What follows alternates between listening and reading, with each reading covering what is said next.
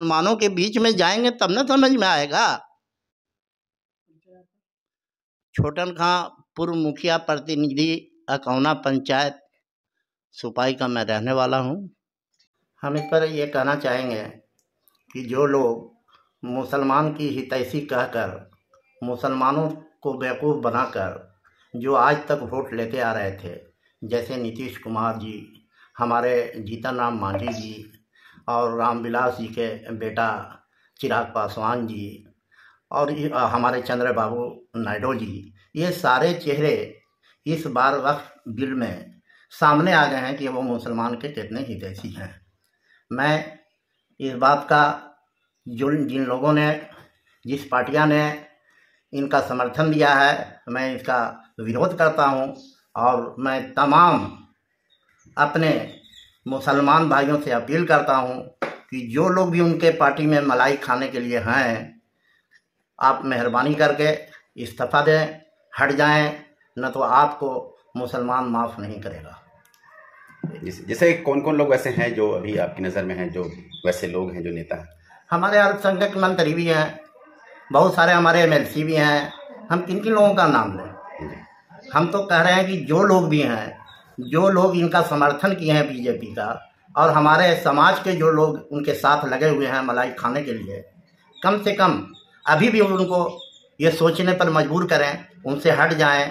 हटने के बाद अपना विरोध करें, तभी ना हम समझेंगे कि ठीक है, पार्टी ने नहीं किया, लेकिन आप हमारे जो नेता हैं वो हम लोगों की हितैषी हैं। तो आप मलाई खाने के लिए चिराग पासवान जी में हैं, जीतन राम मांझी जी में हैं, नीतीश कुमार जी में हैं, तो इस तरह से चंद्रबाबू नायडू में है। तो इस तरह से आपका काम नहीं चलेगा और आपको जनता जब चुनाव में आप आइएगा मुसलमानों के बीच में, तब आपको समझ में आएगा कि हमने कौन सी गलती की। जदयू की प्रवक्ता अंजुम आरा है, उन्होंने प्रेस कॉन्फ्रेंस में कहा है कि मुसलमानों के लिए फायदे के लिए मिलेगी। देखिए, अंजुम आरा एक कार्यकर्ता हैं उनकी और प्रवक्ता भी हैं।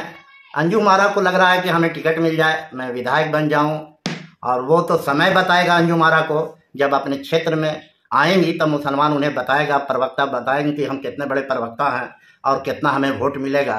हम लोग सारे तमाम लोग ऐसे लोग हैं जो हम लोग उठ खड़े होंगे और सारे बिहार के तमाम वैसे लोगों को हराने का काम करेंगे जो नीतीश कुमार से, रामविलास पासवान से, और हमारे करीबी सबसे नज़दीकी जीतन राम मांझी जी, जो हमारे उलमाओं को उन्होंने कहा है कठमुल्ला, मैं उनसे पूरा पुरजोर इसकी खिलाफत करता हूं और मैं उन्हें इसको खुला चैलेंज करता हूं कि वो चले आवे इमामगंज, वो अपनी समधीन को जिताने के लिए चले आवे बाराचट्टी, उन्हें ये समझा देंगे मुसलमान यहाँ के कि कठमुल्ला के माने क्या होता है।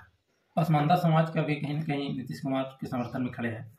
देखिए, वो वही लोग, पसमानदा समाज मत कहिए, वही लोग हैं जो अभी भी चाहते हैं कि हम इनसे मलाई खाएं, लेकिन उनकी मंशा जनता पूरा नहीं होने देगी। आपका क्या अपील है? मैं यही मुसलमानों से अपील करता हूं कि आप एकजुट होकर के अपना रिजाइन करें और अपने समाज के साथ खड़े हों। जब तक आप अपनी ताकत नहीं दिखाइएगा तो आपको भी मलाई नहीं मिलना है, आप सिर्फ दरी बिछाते रह जाएंगे। क्या लगता है कि नीतीश कुमार को विधानसभा चुनाव में नुकसान होगा?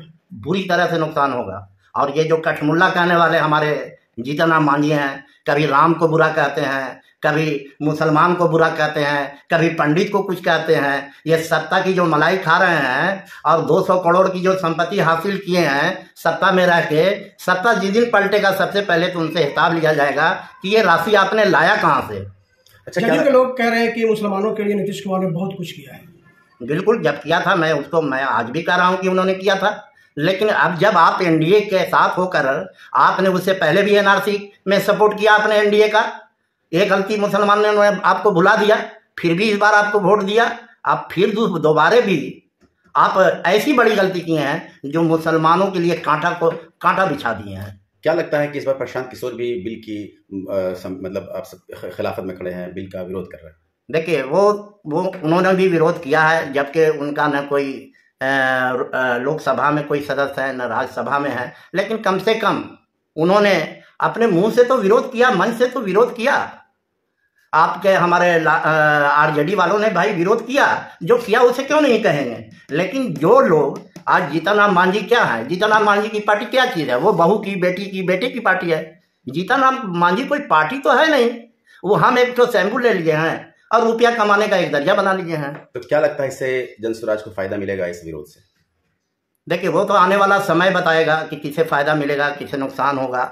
लेकिन मैं तो अभी सिर्फ एक ही बात कह सकता हूँ कि मुसलमान एकजुट रहें और ये जो मलाई खाने वाले हमारे मंत्री बने हुए हैं, MLC बने हुए हैं, उन पर दबाव बनाएं कि कम से कम आप इस दुख की घड़ी में भी अपने सत्ता को खोइए। न तो फिर जनता तो आपको 4 महीने के बाद, 6 महीने के बाद सबक सिखाई देगी, आप जाइएगा कहाँ। जदयू के प्रदेश महासचिव थे आबिद राज अंसारी, उन्होंने इस्तीफा दे दिया है। बिल्कुल, क्या जिला में एक ही दिया? बिल्कुल अच्छा किए हैं।